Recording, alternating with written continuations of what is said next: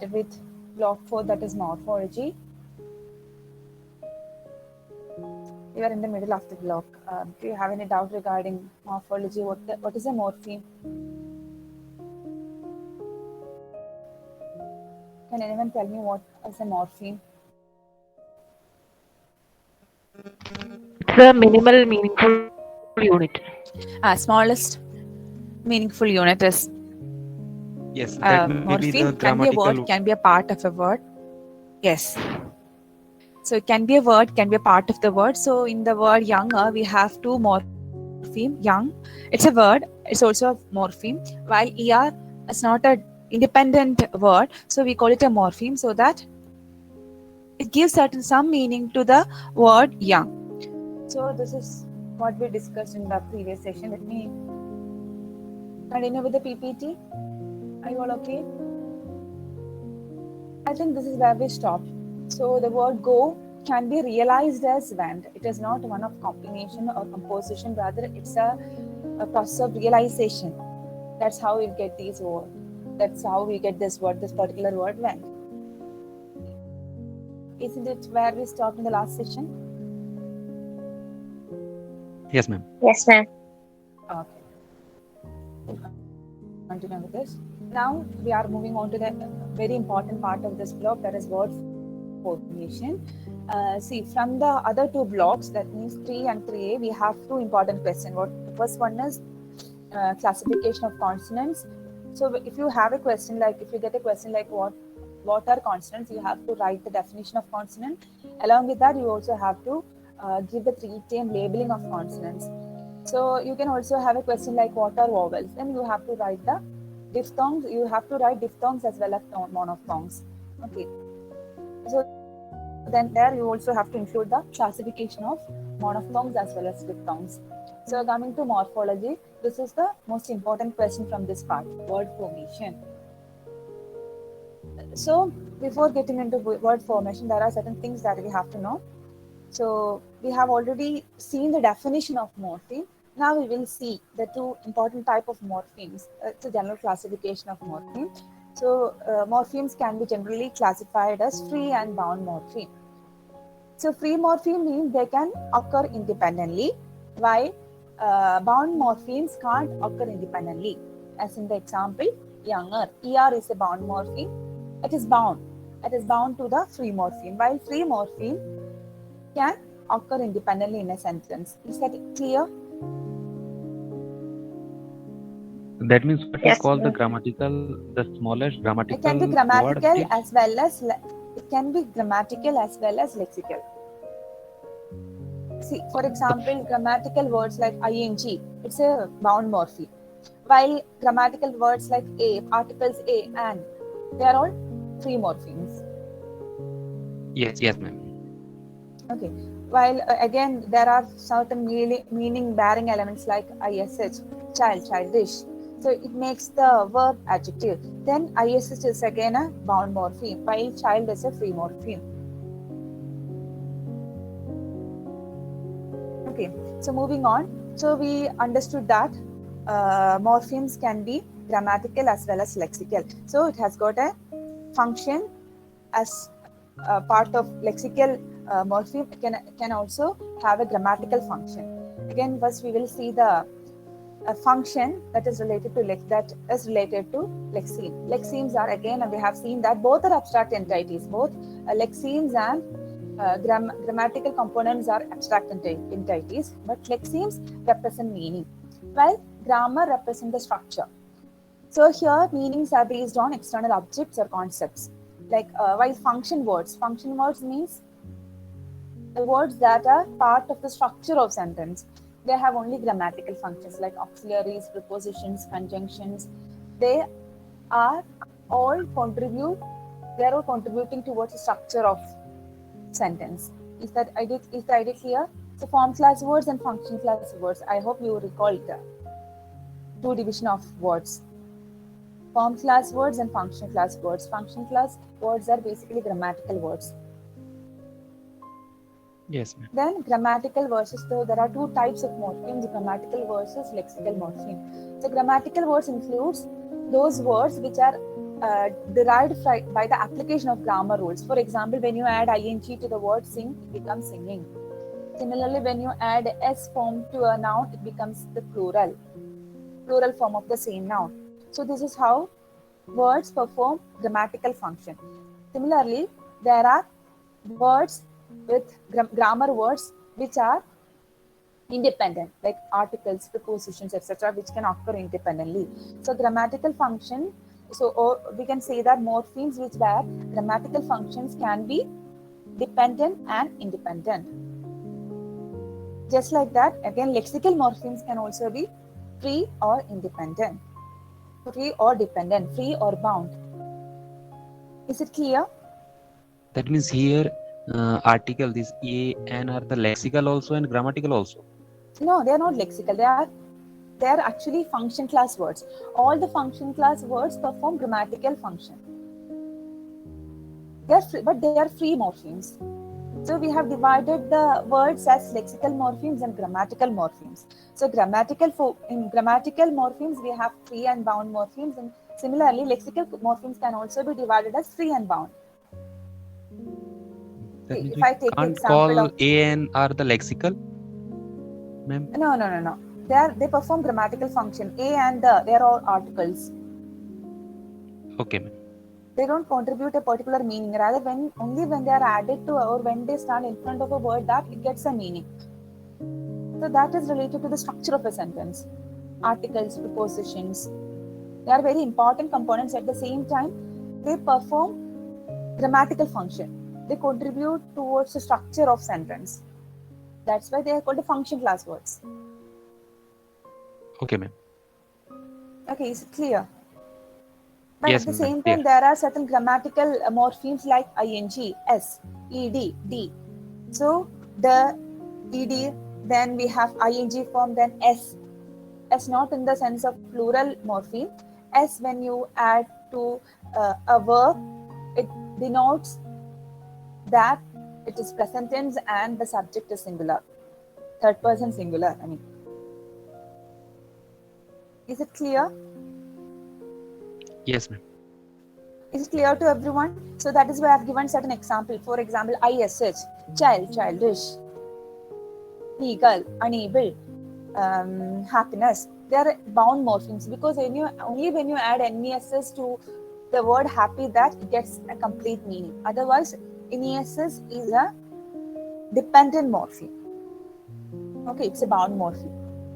But when you add nes to happy, it becomes a noun. Happy is the adjective, but when you add nes to happy, it becomes a noun. So it gives a change of meaning, or it changes the part of speech at least. Either it changes the meaning, or for example, if you add un to happy, it becomes unhappy.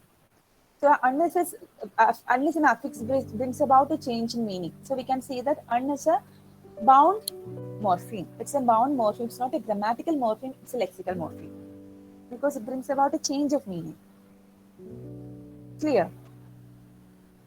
Yes, ma'am. Yeah, ma'am. Now we will divide. So I'm going to divide the morphemes as we have already seen the division, lexical morphemes and grammatical morphemes. And both these divisions have subdivisions. Lexical morphemes can be divided as free morphemes and bound morphemes. Grammatical again can be divided as free and bound morphemes. Under lexical free morphemes, we have nouns, adjectives, verbs, adverbs, and class of content words. Class of that means form class words. All the lexical words come under free morphemes. Then there are bound morphemes as well. That means ish. So a noun plus ish might be an adjective, can be an adjective. Child plus ish, childish. Clear? Yes, ma'am. Similarly, we have grammatical morphemes, which are divided as free and bound morphemes. Article, pronouns, prepositions, all the many of the function class words are free morphemes, while we have bound morphemes is in the form of past morphemes that denote past tense and past participle. Then we have present, plural bound morphemes is like s or es. They are all class Y. So class X are lexical bound morphemes, while class Y are grammatical bound morphemes. Okay. Yes, ma'am. Okay, now moving on. So these are the three types of words: simple, complex, and compound words. You must be familiar with the classification, the same classification applicable to sentences: simple sentences, complex sentences, and compound sentences. Similarly, we have simple words, complex words, and compound words. Simple words means it's just a free morpheme. So there we have a free morpheme. Then complex word, it's a combination of a free morpheme plus a bound morpheme. Can again be a combination of two bound morphemes, as in the example localize. Localize, the word localize doesn't have a free morpheme at all. Lock, again, it denotes kind of location, but still it's not a complete word. It is not, we can't say that it can occur independently. So it's localize is a combination of two bound morphemes. So localize come under the category of complex word. So compound word, as we have seen, it's a combination of two free morphemes.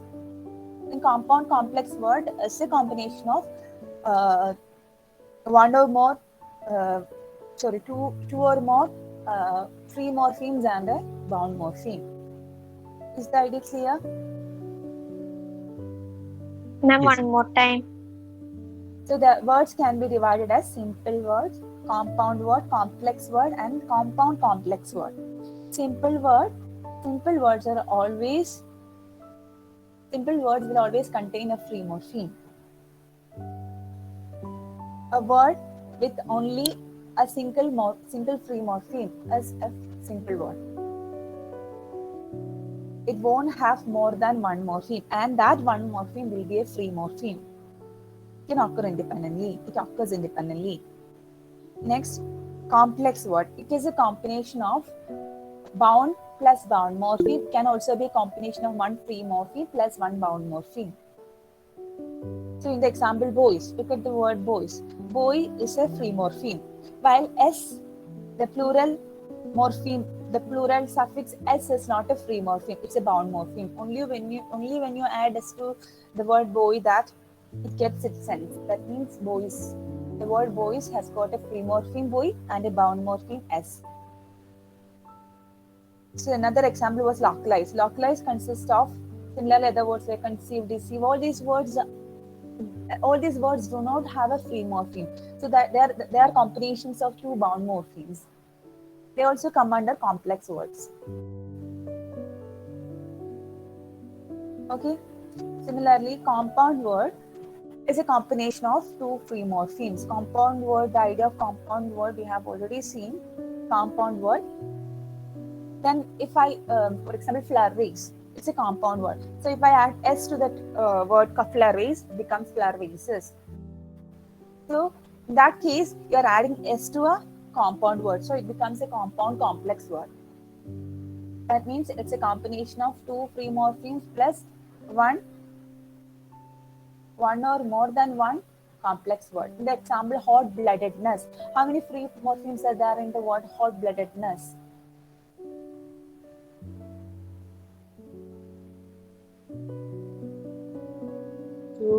Hot There are blood. two free morphemes. There are two free morphemes, and tell me the number of bound morphemes. Two bound morphemes. Ness. So it's a compound complex word. There are two free morphemes plus two bound morphemes.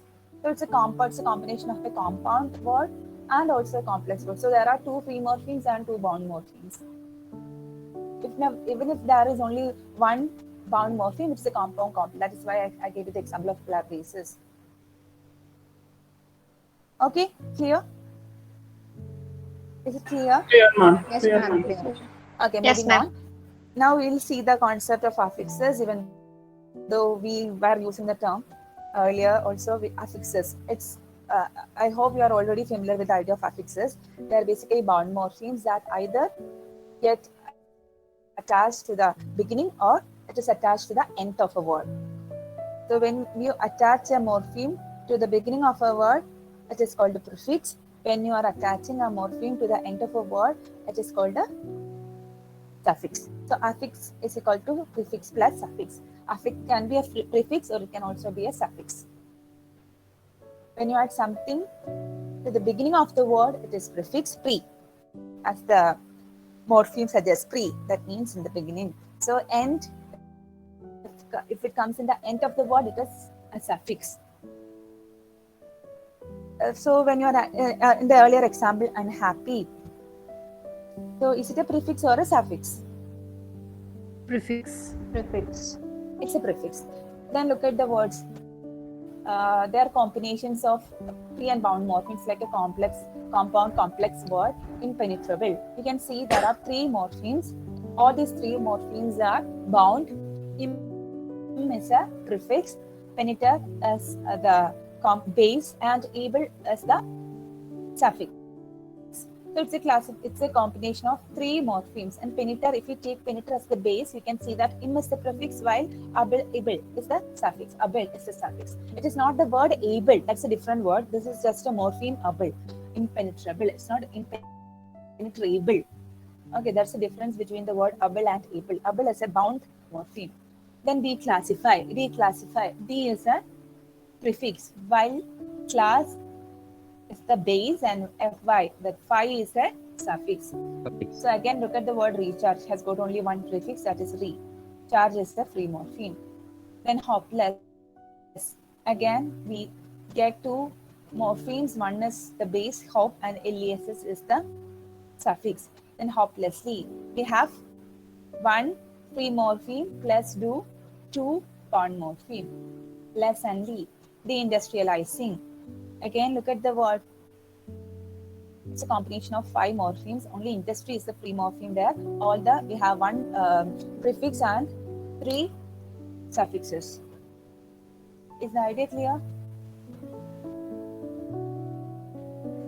Yes, ma'am. This less is not the semantic word less. Less here, less means without. So don't confuse that able and less. Don't take that able and less as free morphemes. Here they are suffixes. Okay. Yes, ma'am. Now we will understand the idea of stem. What is a stem? Now earlier we have seen that these prefixes and affixes are attached to a base, and that base is the stem. So stem is the base to which a prefix or suffix is attached. Okay. So in the word hopelessly, hope is the stem. In the word hopelessly, that if you take in the case of that lee, hopeless is the stem. In the case of that less, if you are simply adding less, if you are taking the word hopeless, hope is the stem. If you are adding ly to the word hopeless, then you will see that hopeless is the stem. So stem is the base to which a prefix or suffix is attached. So we can say that if stem is the base to which a prefix or suffix are attached, you can say that a stem can consist of only a free morpheme base, as in hopeless. If you take the word hopeless, you can see that hope is a free morpheme. Less is a suffix which is attached to the free morpheme hope. Then if you take a stem as a bound morpheme, you will see the example of penetrable. So peneter, you can't say that peneter, or receive, you can't say that peneter is a free morpheme. But here we have a bound stem, because able is attached to peneter, which is not a free morpheme, which is rather a bound morpheme. Now look at the third rule. A base consisting of a free morpheme and one or more than one bound morpheme, as in the case of deindustrialize or anti-humanitarianism. See, if you are taking the word industrialize, just industrialize, you will see that D is attached to industrialize. Okay, and you can't add D simply to industrial, then it won't be complete. So you will see that industrialize is the stem for the affix or prefix D. Okay? Is that idea clear?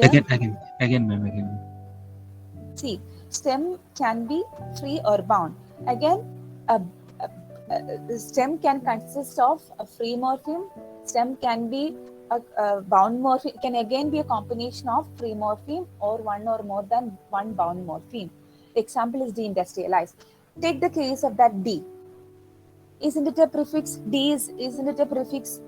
Yes, is it a prefix? It's a prefix. To which this prefix is attached? Industrial.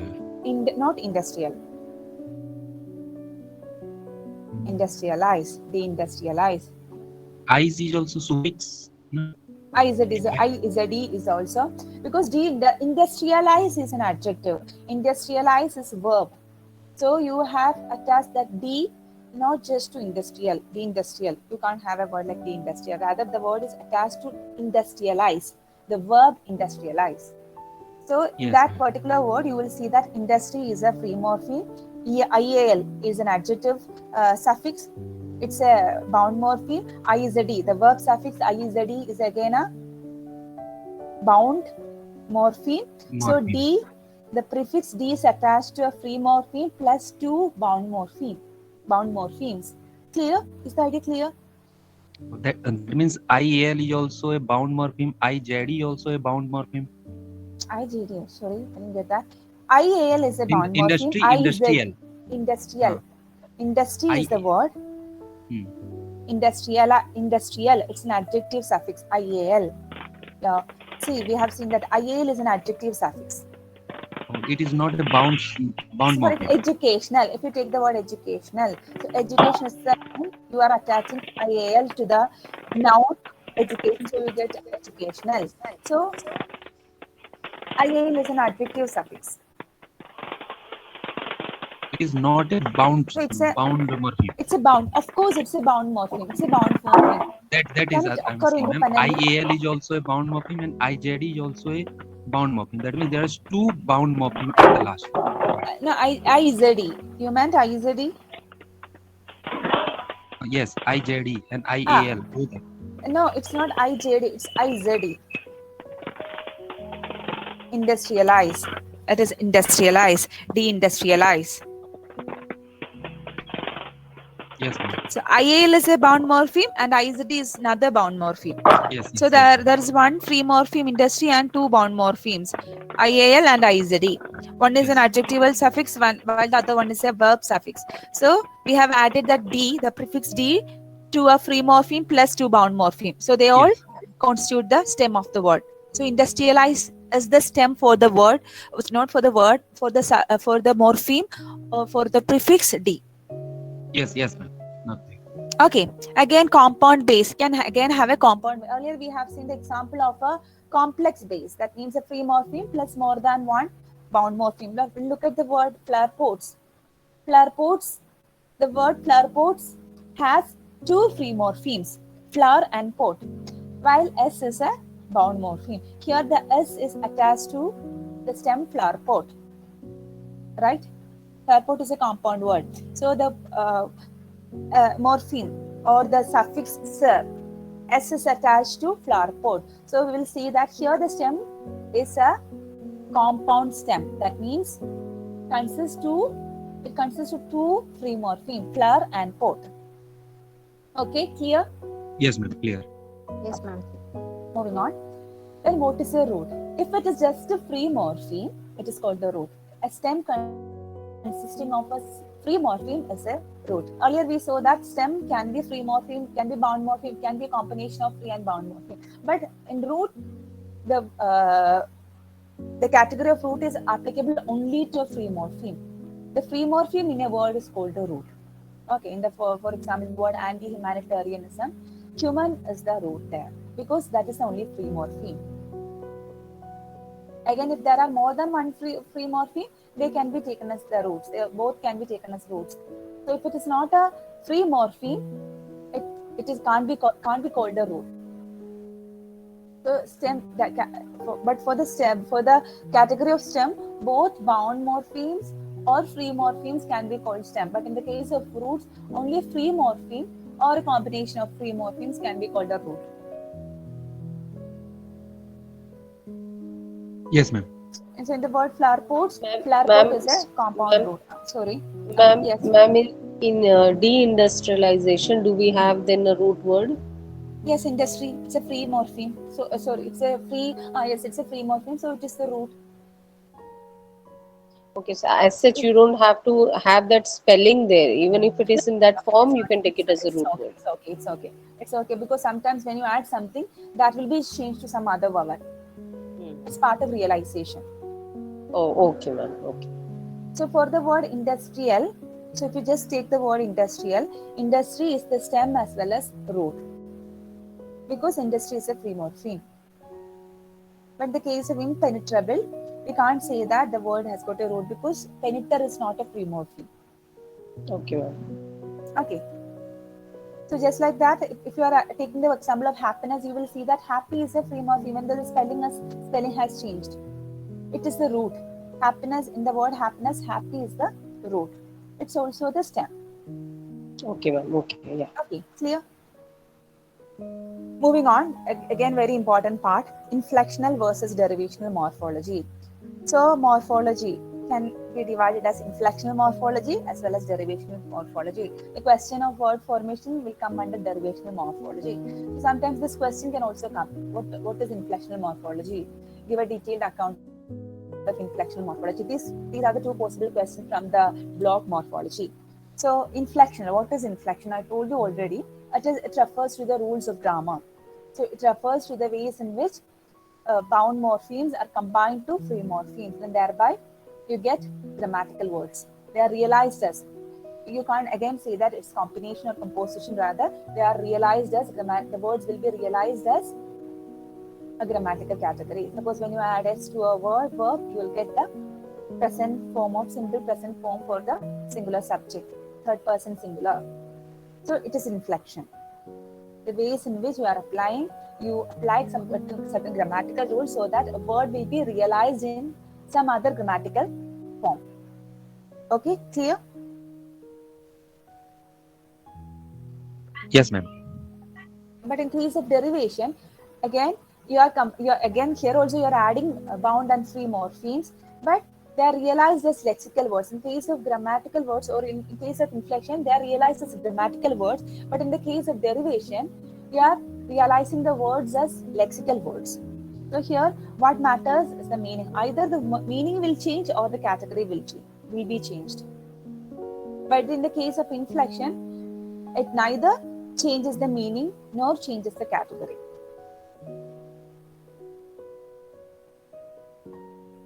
Suppose even if you add s to a noun, the word will remain as a noun. The word will carry the same meaning. Only thing is that it gets a plural sense. But in the case of derivation, when you add a bound morpheme to a word or a free morpheme, like in the case of compound word, you are adding something to a word, either it changes the meaning or it changes the category. As in the case of industry, industry is a noun. When you added IAL to the word, it became an adjective, industrial. So it has changed the category. It has changed the part of speech. But in the case of inflection, neither changes the category nor changes the meaning. That is the difference between inflectional morphology and derivational morphology. So inflection refers to the grammatical rules which are applicable on a word, so that you will get a new category of grammar, or you can realize the word into its grammatical category. So the noun will be converted to plural form. So the verb will get its past tense form, the verb will get its present tense form. Okay, clear? Yes, ma'am. Yes, ma'am. So again, we have another classification which are coming under inflectional and derivational morphology are inflectional affixes and derivational affixes. Inflectional affixes are those bound morphemes which are added to words so that you can change the, you can realize it into a new grammatical category. So they perform grammatical function. These bound inflectional suffixes perform grammatical function.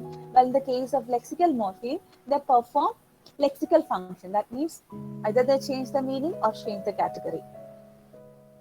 So they create new lexical words. So word formation is basically about derivation. It's not about inflection. So when you add affixes or suffixes or prefixes to a particular word, in case of a derivation, in case of a lexical word, it is changed to a new word or it is converted into another part of speech.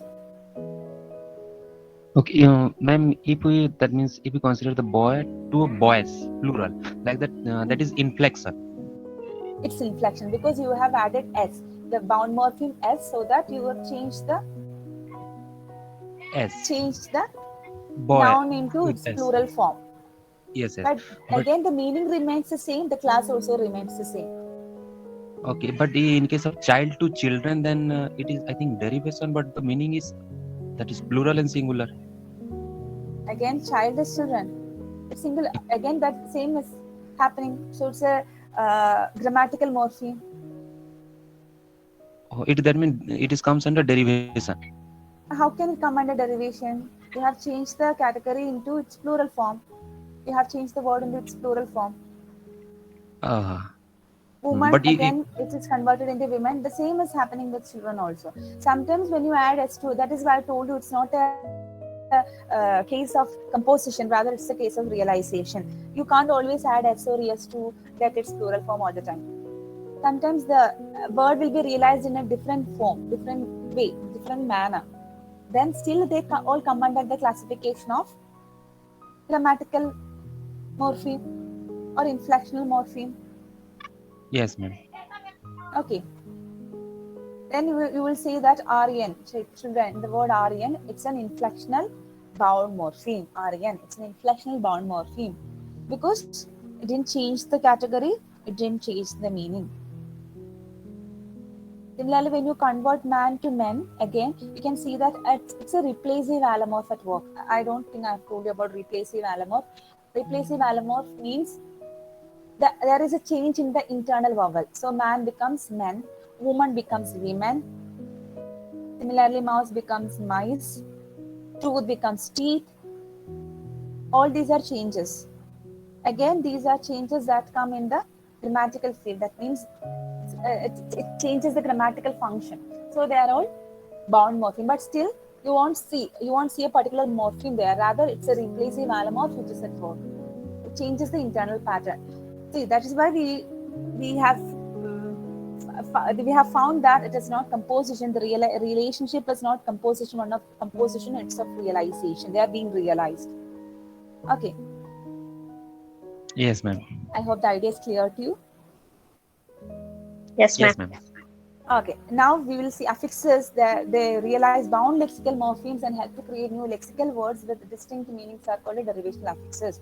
That means those prefixes and affixes like de-industrialize, then IZD, industrialize, nation, association, examination. All these words are lexical bound morphemes. They all come under the category of derivational affixes. So we have inflectional affixes and derivational affixes. So inflectional affixes perform grammatical function, while derivational affixes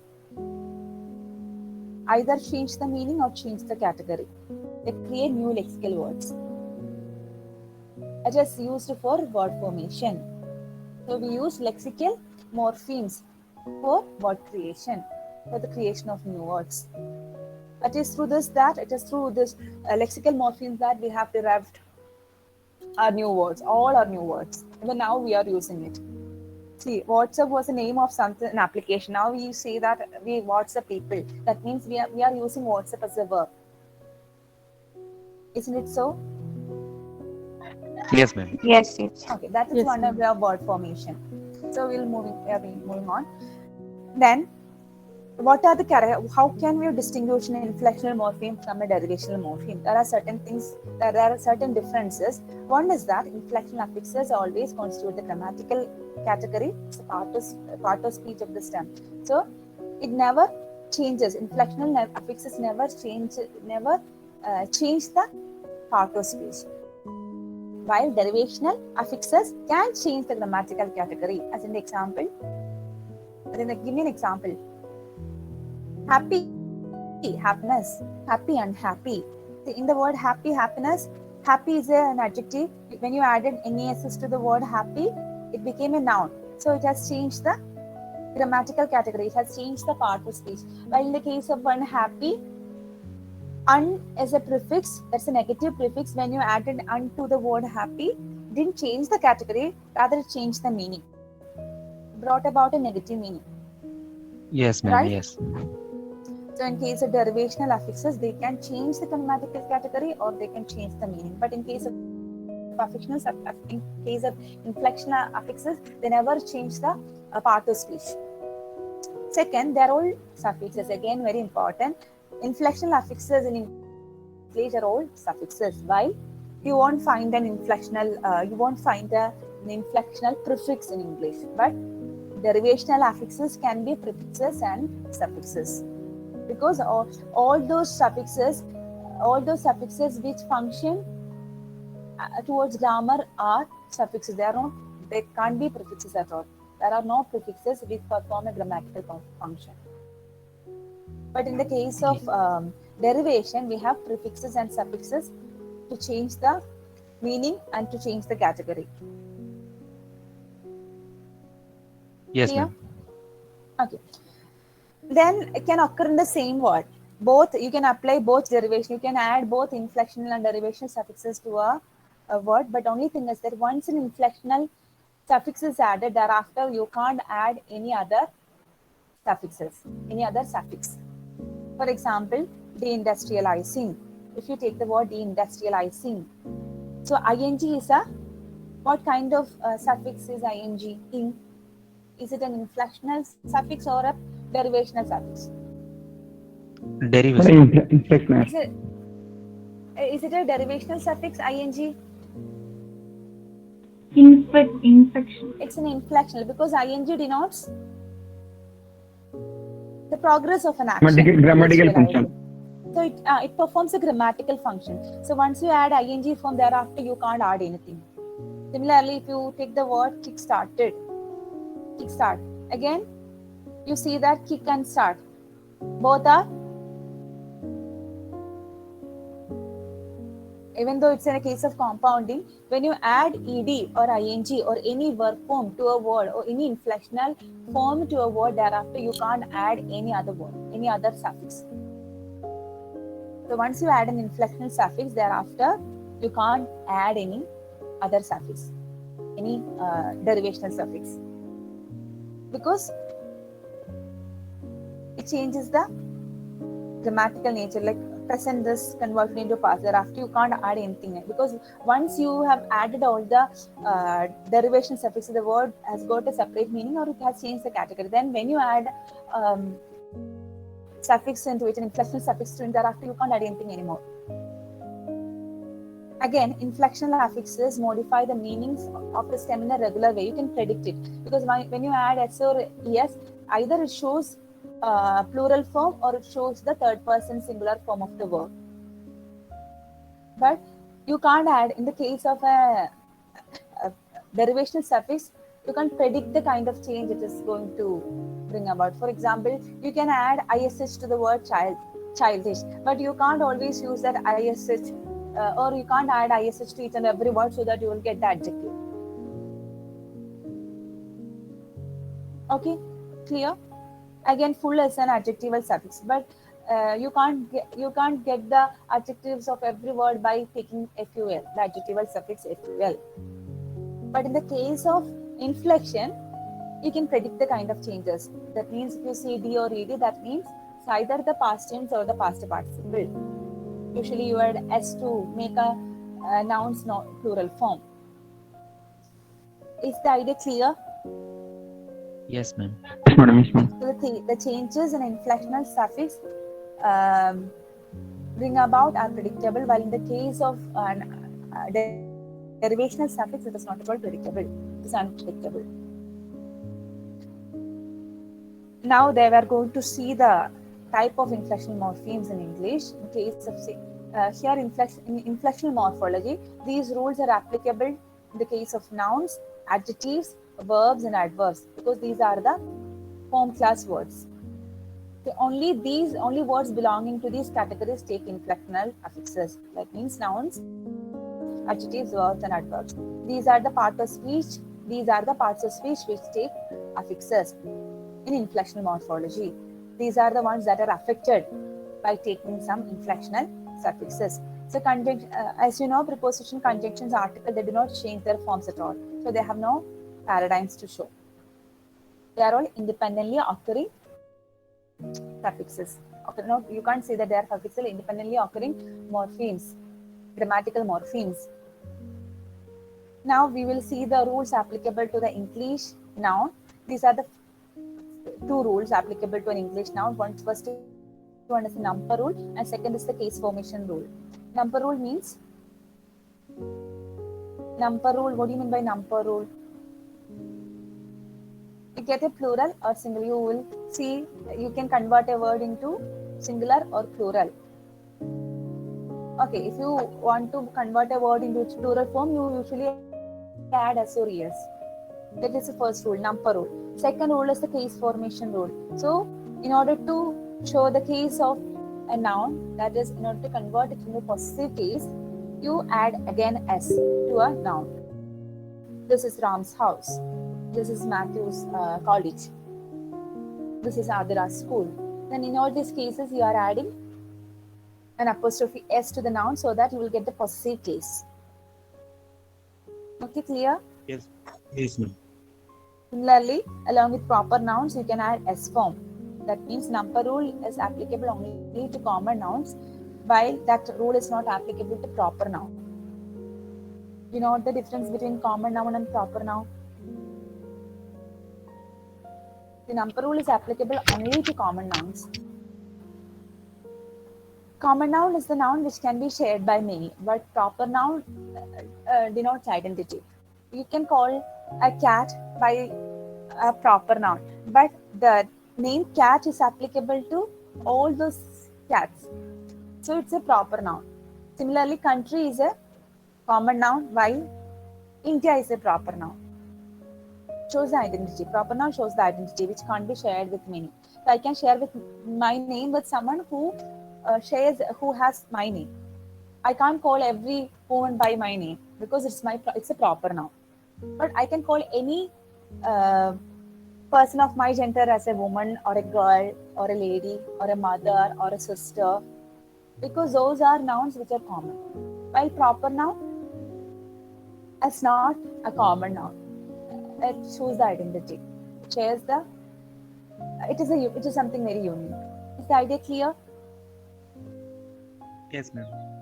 So you don't usually take s or es with a proper noun, but you can say cats, then dogs, but you can't add s to a proper noun like Matthews.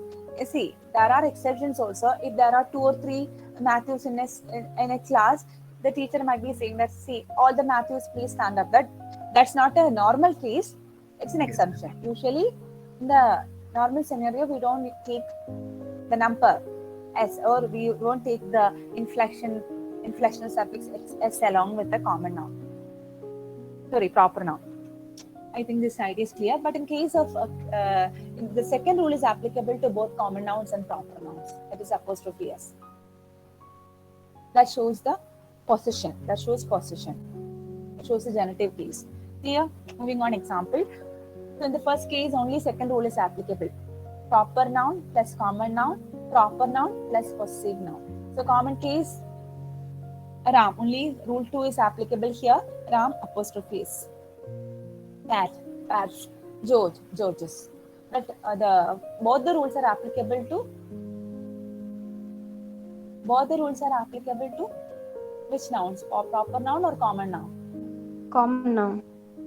Proper. Common noun. No, only first rule is only second rule is applicable to proper noun. Both the rules are applicable to common nouns. Yes. For example, you can say cat apostrophe s and cat s. Cat plus s denotes the number, while cat apostrophe s denotes the case, possessive case, the cat's tail. In that case, it's the possessive case. But cats are domestic animals. In that case, cats denote the number. The second case, the cat's tail. The second example, cat apostrophe s denotes the case. Clear? This is the paradigm of the proper noun, paradigm of the common noun. So paradigm of the proper noun, that only the second rule is applicable to common noun. Second rule, so both the rules are applicable to common noun. Example, cat, dog, house. Again, you will see that the change of pronunciation case of s sound, cats, dogs, and horses. I think I've already told you the reason why that s has got different pronunciation for each of these words. Can anyone recall? Cat.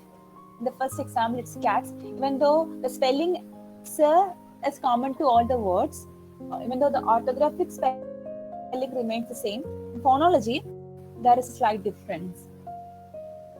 The first case it is cats, the second case it is dogs, and the third case it is horses. Can you tell me the reason?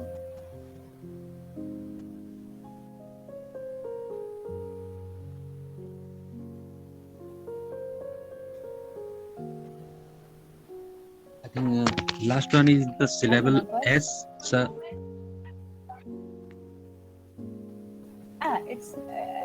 It's not with the syllable. It has nothing to do with the syllable.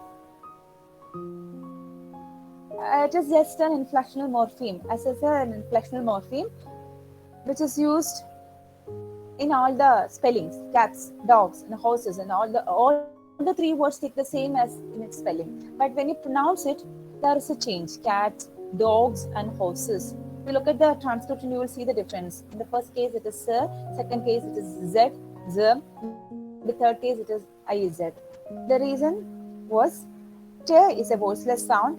So along with the voiceless sound, only another voiceless sound comes.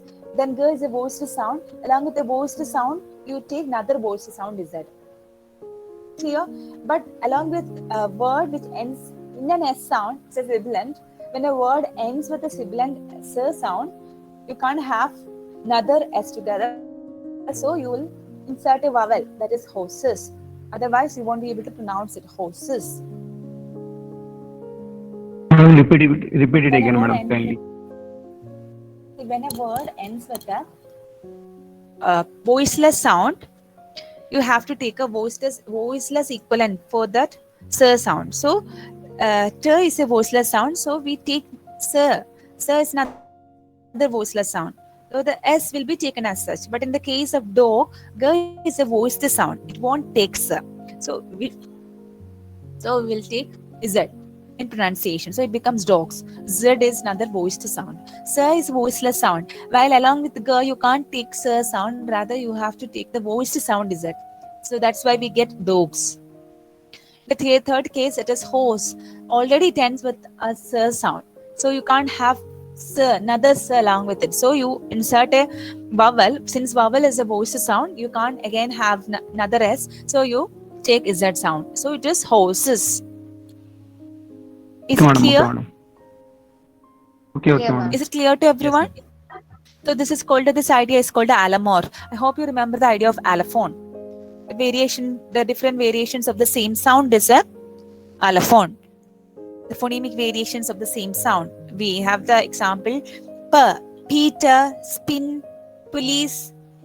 So when it is stressed, when it is accented, we have a different aspirated voice for p sound. It is p, Peter, pan. But in the case of spin, it is preceded by an s sound, or when it is not stressed, when it doesn't come in a stressed position. As in the example, police, their p is not in a stressed position. So in that case, p is unaspirated. So all these variations belong to the same sound p. So we call it allophone. You remember that? Yes, ma'am. Yes, ma'am. Similarly, this different morphemic variation of the same morphemes are called the allomorphs. They all belong to the morpheme sir sound. So even though they are different in its pronunciation, they all belong to the same morpheme sir. So we call them allomorphs. Okay. Here, sir is not just a sound. It is not simply a sound. Rather, it's a morpheme. Because it adds certain meaning, it adds certain sense to the word cat. So here S is not just a sound, it's a morpheme. So we will call this morphemic variation as an allomorph. So both these ideas are very important, allophones and allomorphs. Allophones means the phonemic variation, different sound variation of the same sound. Similarly, allomorph means different morphemic variation of the same morpheme. Okay, clear? Okay, madam. See, we are applying the second rule. Cats. Again, you can see that possessive noun is cat apostrophe s. Dog, common noun, dog.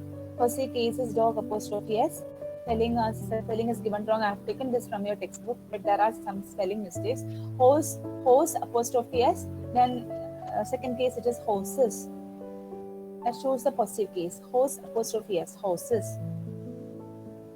When you are applying both the rules together, then cat, cat, then cat apostrophe s. That means cat plus singular plus possessive. That is cats. Cat plus singular, cat is singular. Then possessive, cat apostrophe s is the answer. Then cat plus plural plus possessive becomes cats apostrophe. In spelling, you write it as cats apostrophe. That shows the plural form, a possessive form of the plural cats. Look at the last example, cats, cats apostrophe. If you write cats apostrophe, that means, what does it mean? It is the possessive Plural form of the plural possessive cats. Possessive case of the plural cat, right? Similarly, when you write dogs apostrophe, it means the possessive case of the plural dogs. So you have applied both the rules together. So you have got the plural form as well as you have got the possessive case there. Yes, Clear? ma'am. Is that clear to everyone? So you have simply applied two rules to a common noun. So these changes are regular, even though sometimes there are certain variations as in the form of allomorph. They all follow the same. They all fall into the same paradigm. See, a different variation is different. There are certain words which are plural with zero, which are nouns with zero plurals. Example: sheep, deer. They are called nouns with zero plurals. They can't be called as mass nouns because mass nouns belong to a different category. When you take the example of these nouns with zero plurals, they also fall into the same paradigm because they are realized, even though they are also realized in a plural form. Then you say that there is a sheep, or there is a deer, and there are 10 deer. That's how you say it. You are using are just to denote that. Again, deer is a word which is realized in its plural form. That's why we have used are, not is. When you are using singular deer or when you are using the form singular, then you use a. But when you are using a plural form for the same word, you use the plural verb also. There are 10 deer. There is a deer. That's how you say it. You are Yes, using ma'am. is and are to denote that they are being realized, and they also follow the same paradigm. They also fall into the same grammatical paradigm. Is that idea clear? Is the idea clear? Same is the case Yes, ma'am. with children. You have asked me that question. Child, children, replacive alamos, man, men, tooth, teeth. They all fall into the same paradigm, even though they are not formed in a regular way. Again, there is some connection between orthographic and phonological realization. Sometimes this phonology preserves the difference, while some other times it is the orthography which preserves the difference. In case of the spelling cats and dogs, the difference between dogs, cats, and horses are represented using the allomorphs sir, z, and iz. That can be represented only through the pronunciation, not through the spelling. Correct? The changes can be represented only in the pronunciation. The changes that come in the pronunciation can be represented only in its transcription or in its phonologic form. While in case of orthography, it fails to show the difference because all take the same as. We don't find any difference at all. In case of the plural form, all take the same as. We don't find any difference at all.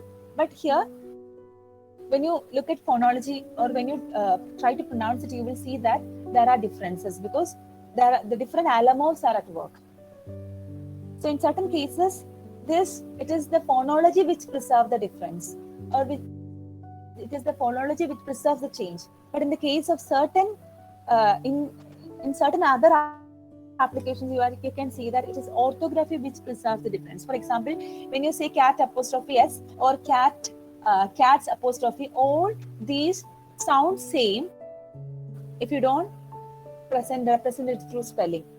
So only in the spelling you can see the difference because you have put the apostrophe so that you will understand the difference. Cat apostrophe s and cats apostrophe. There are two different possessive cases. Cat apostrophe s denotes singular possessive and cats apostrophe denotes plural possessive. So that can be represented only in spelling, but when you try to pronounce it both, look the same. Both sound the same. So you don't find any difference at all. Is the idea So, clear? ma'am, the transcription is same. That is.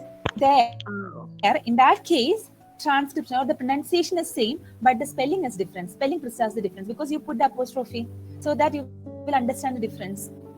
When you put Okay, an ma'am. apostrophe after cat, it shows that it is a singular possessive case. When you put an apostrophe after us, it denotes that it is plural possessive. But in pronunciation, both sound the same. Okay, so in this aspect, it is orthography which preserves the change, but in certain other aspect, it is phonology which preserves the change. That is through allomorphs, as in the case of cats, dogs, and horses. There are 3 allomorphs. This difference can only be Yes. represented through pronunciation, not through spelling. Spelling, all these 3 words look the same because they all take the s suffix. Clear? Is it clear? Clear, ma'am. Okay. I hope it's clear to everyone. Yes, ma'am. Okay, now moving on. Paradigm of mass nouns. See, anyway, since these rules are not applicable to mass nouns, you don't need to worry about it.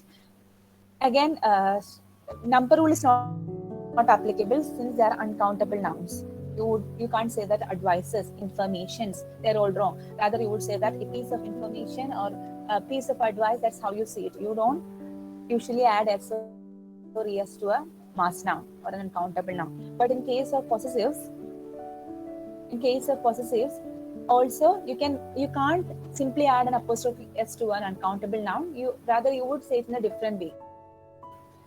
The power of love, you can't say love's power. Similarly, Yes, any yes. word which is uncountable, the power of truth, you can't say truth's power. Again, that's another false creation. You don't usually add apostrophe s to mass nouns or uncountable nouns. But sometimes Yes, we ma'am. add apostrophe s to along with the word's sake, wisdom's sake, love's sake. That's a different idea. That is very common. But usually, this is the rule. You can't have the possessive case of an uncountable noun. You have to put it in a different way. Clear? Okay, shall we move on? Yes, ma'am. Then now we will see the inflectional morphology of the English pronoun. Earlier we saw 2 rules for English nouns. Here we have 4 rules: the case rule, the person rule, gender rule, and number rule. As we know, pronouns can be divided in 3 persons: first person, second person, and third person. And in first person we have I and we, and under second person we have only you, You. as singular as well as plural. Then we have third person as they, plural, they for plural, and he, she, it for singular. So 4 rules are applicable. One is the case rule. That means there can come in different position: nominative case, accusative case, possessive case. Then so these are the main cases: nominative case, accusative case, dative case, and possessive case. Accusative and dative almost refer to possessive case. Then we have objective case, that when it comes as the object, then it's nominative. Subject, when it comes in the subject position, we call it nominative case. When it comes in the object position, we call it accusative case. Then when it comes as a possessive, when it comes in a position which shows possession, we call it genitive case. So these are the main cases. Okay. For example, I, when used as subject, we say it as I. But when it comes in the object position or in the accusative position, we can't use I. Rather, we use he, so, not I, he, so. Instead of I, we would use Me. me. Right. So that is the objective form for I. Again, when it comes in the possessive position or when it shows genitive case, we say this is not I's house or this is not me's house. This is my house. Okay. My So house. these pronouns have different forms based on the positions they come. Okay, that is the first rule. The second rule, person rule. So that is that we have already seen: first person, second person, and third person. So there are 3 different forms for these pronouns. Then third rule is gender rule. So we have masculine and feminine. mainly masculine and feminine. All the rest come under neutral position. Masculine is he and feminine is she. All the rest Yes. come under the form as neuter. Then the number rule is some of the pronouns denote singular and some denote plural. For example, I denote singular while we denote plural. Similarly, he and she denote singular while they denote plural. So these are the 4 rules which are applicable to English pronouns. Clear? Yes, To show the example, this is a table which shows all the rules together. First person, number, it is based on 4 rules: person, number, gender, and case. Persons, we have first person, second person, and third person. Number, we have singular, I is singular. Then we have again he singular, she is singular. Then plural, we have we, you, they're all plural. Then we have gender, masculine and feminine. He and she, he is masculine while she is feminine. All the rest come under neuter. Then nominative, these are the different cases. Nominative case, accusative case, that is objective case. Nominative case is the subject position. Objective case is the accusative position. Possessive and second position, they are genitive case. Okay, clear? Is it clear? Yes, ma'am. Okay. Okay, madam. Moving Okay, on. Now we will see the case of English adjective. See, almost all the adjectives can be expressed in terms of its comparative and superlative degrees. Sometimes, especially these words with 1 or 2 syllables, usually take er or est, while bigger words take more or most to denote the comparative and superlative degrees respectively. Okay, but Yes. there are certain words which have different forms for comparative and superlative forms, which are quite different from their base forms. Some examples are good. For example, good and well take better and best in its comparative and superlative form, which do not bear any resemblance to the base form. Clear? Clear, ma'am. Then for bad also, in case of bad also, we have a different form for comparative, different shape for comparative and superlative form, worse than worst. But most of the words, if they are monosyllabic, they take er or est. That is a normal paradigm. Sweet, sweeter, sweetest. Then smart, smarter, smartest. Okay, that's how you usually form the paradigm of comparative and superlative degree. Bigger words take more and most. That is the normal paradigm. This is how we form the comparative and superlative forms for the English word adjective. Clear? This is the normal paradigm. You usually take er and est. Sorry. Ma'am, Yes. why this comparative degree and the superlative degree included in inflectional morphology? There is no tense change in it. No plural form comes. See, it just shows the grammar. See, you take the example of sweeter. It shows a degree. It's higher. That means it neither changes the category nor changes the meaning. It's another adjective means you are using the same meaning. It carries the same meaning but in a higher degree. See, when you add er to the word sweet, it doesn't change the meaning. It shows the Okay, next ma'am. degree. Okay, ma'am. Okay, Sweet, ma'am. he is sweeter. You understand the difference?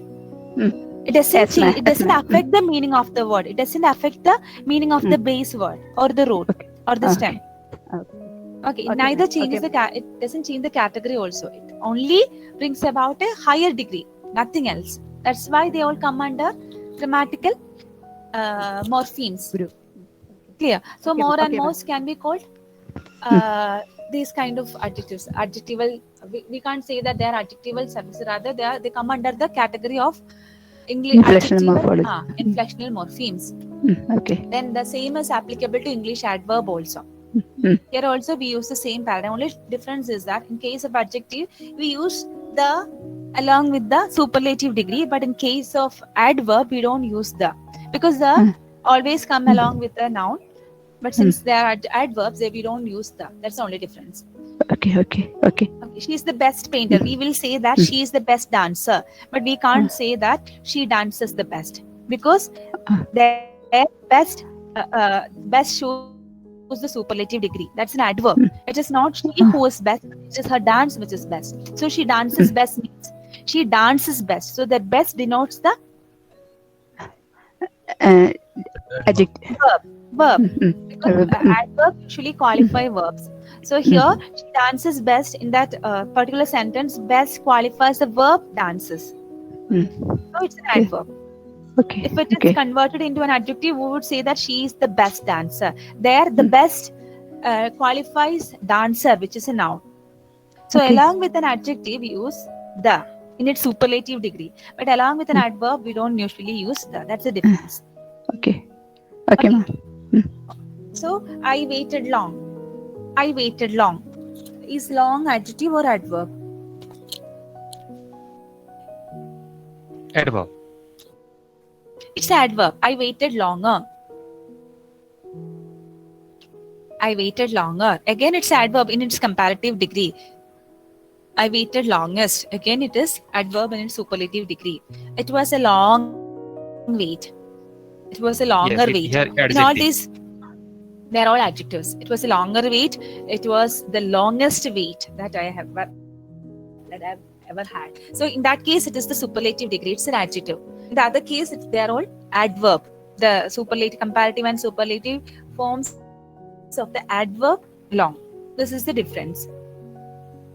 He runs fast. Yes, ma'am. Their fast is an adverb. He is a fast runner. Their fast is an adjective. Fast is an adjective. Is the idea clear? Yes, They ma'am. both follow almost the same rule. Only thing is that in superlative degree, you don't usually take the, because the is it's an article which is always related to a noun. Okay, shall we move on? Now we will see the inflectional morphology of the English verb. There are 3 types of verbs. First are full verbs, second is modal verbs, and last one is primary verbs or auxiliaries. This also we have discussed earlier. Full verbs are those verbs which are the lexical part of the sentence, which are the meaning bearing elements. So they are main verbs. Eat, see, go. They're all main verbs, full verbs or regular verbs. Modal verbs are those verbs which function only as auxiliaries. There are special forms of auxiliaries, as I told you earlier. 13 modal. They are special kind of auxiliaries. Can, may, should. They are used to show ability, probability, possibility, necessity, and so on. Primary verbs are verbs that can function as both main verbs and auxiliaries. Okay. Yes. So this is my house. In the sentence, this is my house. Is the auxiliary, which is the main verb as well. I am a teacher. Then am is the auxiliary, which is the main verb also. I am teaching. In the sentence, I am teaching. Teaching is the main verb. There am is supporting the main verb teach. Yes, Did you understand the here difference? There am is the auxiliary. Yes, But yes, in the ma'am. sentence, Yes. I am a teacher, there is no other verb. So am is the main verb. I hope it's clear to you. There are 3 types of auxiliaries. Be verbs, has or have, and do. Do, does, did. They all come under the category of auxiliaries. Now, these are the 4 rules which are applicable: person and number rule, tense rule, aspect rule, and voice rule. What do you mean by person and number rule? The verbs change according to the person.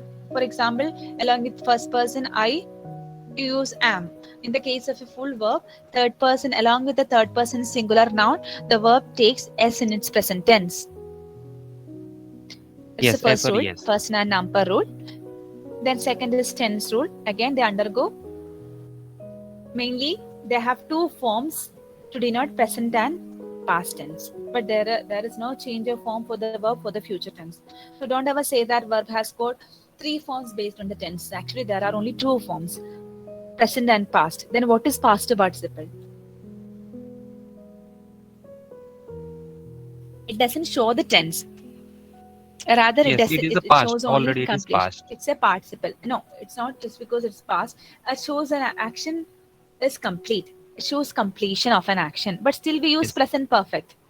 That means Yes, it is already again, complete. it connects past with present. So it shows completion, and ing form is another participle. It is present participle. Ing is called the present participle, while the V3 form is called the past participle. Okay, both these come under the aspect rule. That means they show completion and progression. They can't be considered in its relation to tense.